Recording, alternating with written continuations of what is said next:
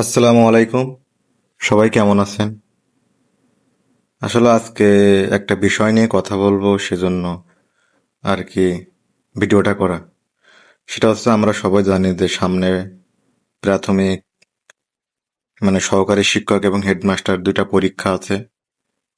এবং এক্ষেত্রে আমি একটা বই নিয়ে কথা বলবো, সেটা হচ্ছে, আপনারা অবশ্যই দেখছেন ইতিমধ্যে, যে প্রফেসর্স প্রাথমিক শিক্ষক নিয়োগ প্রশ্ন ব্যাংক।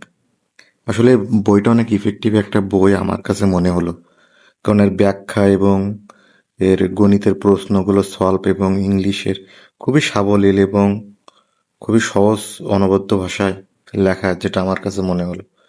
এবং এখান থেকে আমার মনে হয় যে কোশ্চেনগুলো পড়লে, ব্যাখ্যাগুলো পড়লে অনেকটা কনফিডেন্সটা বাড়বে এবং প্রিপারেশনটা ভালো হবে।